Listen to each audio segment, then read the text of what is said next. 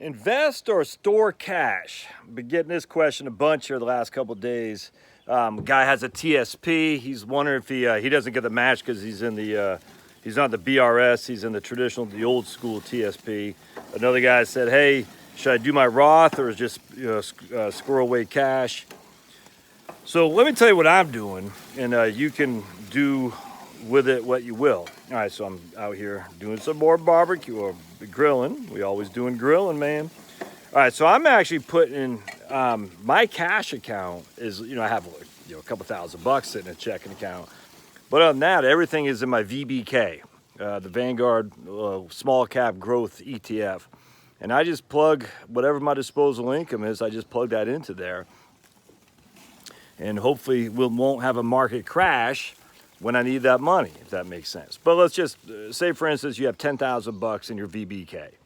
All right, let's say you got $1,000 on the side, and that's it, and you got $10,000 in VBK. This is not your emergency. This is your emergency account, essentially. Let's just use that for an example. All right, so and now all of a sudden you need some money because the way I always look at it, my friends, I look at what my mortgage payment. All right, so I have no other debt other than my mortgage now, thank goodness. So for me, let's just say your mortgage is $2,000 a month. We'll just use that for an example. You got $10,000 in VBK. This is all going well in February before the economy virus came out. And you're thinking, I got 5 months of mortgage covered. I'm good to go. All right. Because that's 6 months right there. What they say, 3 to 6 months. The way I always look at it, 3 to 6 months of emergency cash. And for me, it's just to cover the mortgage. You got to pay utilities and all that. Man, I get that for sure. But the issue for me is the mortgage. Mortgage is always what I'm worried about paying because that's where you live. Well, you need utilities. Yeah, I'm not discounting that. But generally speaking, my mortgage is a priority for sure. If I was so hurt where I need to tap in money for my utilities, that'd mean I have no income coming in, if that makes sense. If you have no debt other than your mortgage, and then it's just your cash flows covering your cost of living, your utilities, your propane tanks that I'm using here and whatnot. So for me, I look at, do I have enough to pay off my debts? Because I should have cash flow enough to cover my utilities, my cable bill, my phone bill, whatnot. Yes, I still do have cable. Don't ask me why. My boss tells me we're still gonna keep it. All right, so anyway, I put VBK in, we'll just say $1,000 a month in VBK. Let's say it was February, like I said, before the economy virus hit, I put $1,000 a month in VBK. And now all of a sudden, the economy virus comes and now we're down 30%, which we were. So we're down to $7,000. So now I have 3.5 months of mortgage payment covered. All right, so I still have 3 months of mortgage. If I need to, let's say you lost your job at that time, and now you need your mortgage for which to, you got to pay your mortgage from VBK. Well, you did lose $3,000, that's a fact. How much did you gain in the interim while the market was going up? Because don't forget, last year the S&P 500 was literally up 33%. So if you started the year at $10,000 last year in 2019, you ended with $13,300. All right, so you gained a mortgage and a half just by the gains of the market. Now you lost 35%. So if you started at 10,000, you went up to 13,000. You're literally right back down to $10,000. What if you only started with $10,000? Well, you're down to $7,000. But the issue is that you're still putting money in there until you lose your job or until you need to draw it on to pay your mortgage. You see what I'm saying? So you're still investing, getting the chance for the growth. And if you factor in the 2 years time from 2019 to now, you aren't down. You're basically breaking even. In fact, my man Ross just sent me an email showing that he was glad he didn't get out of the market because he's actually ahead of where he was last year. Even after all this, his managed portfolio is not, but his self-directed one is. So not only did he stay the course, he's actually gained over this time last year because he stayed the course.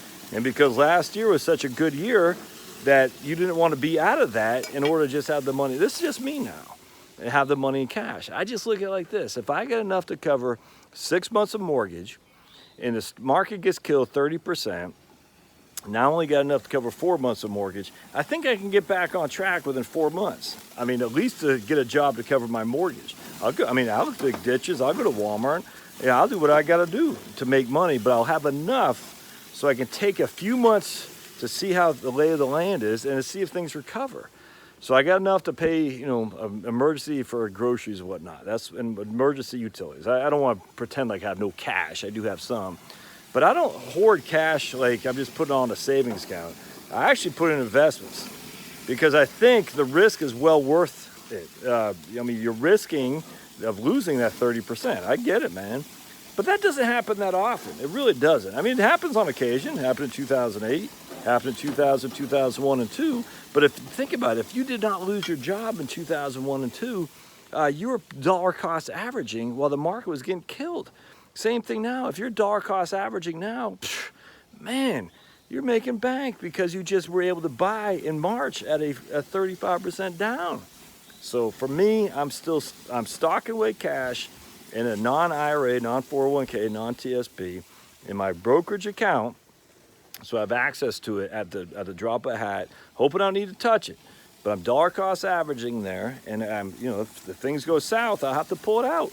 That's a risk, but I'm willing to take the risk because hey, it doesn't happen very often. We get a 35% decline like we have. It just does not happen that much. B, on top of that, I like the idea of getting the growth because not only does it not happen that often, we get a 35% decline, we also got 33% on the upside last year. You can't just look at it, we got to look at both ways. And I like the upside too. So again, if you had that 10,000 bucks at the beginning of 2019, you're up 33%, then you lost 35% in the, so you're basically broken even over these 2 years, but you still had 10,000 bucks. And now you think about it too, you've actually gone back up another, 20%. So you're probably sitting at, when all said and done, you're probably sitting at 11,000 bucks. You started with 10,000 bucks, it went up to 13, fell down to 10, you're probably back up to 11 now. So you're still ahead of where you were. And if you're still adding money to it, that's what I'm doing. I'm not saying you should do that. You should probably do exactly opposite, but definitely, in my opinion, yes, put money away, but put it in a way in an account they have access to, recognizing it could easily go down. But for the long term, I mean, don't forget, even during the Great Depression, even now, the vast majority of us are still working. There's still jobs to be had out there. So if you lost your job and you needed to find something to pay the bills, you could find something to pay the bills quite easily. You really could. All right, now, so the issue isn't that you have to have emergency account in order. It's not like the Great Depression where there's food lines and stuff like that. The issue is that you need an emergency account to cover you while you find a new job. That shouldn't take that long. I mean, it could, I get it. And the markets could go to zero, I get that too. But if the markets go to zero, I'm sorry, all your emergency money in the world, not gonna mean anything because that means the Bolsheviks have taken over. At that point, it's a matter of survival. Now, I hope this helps. We'll see you.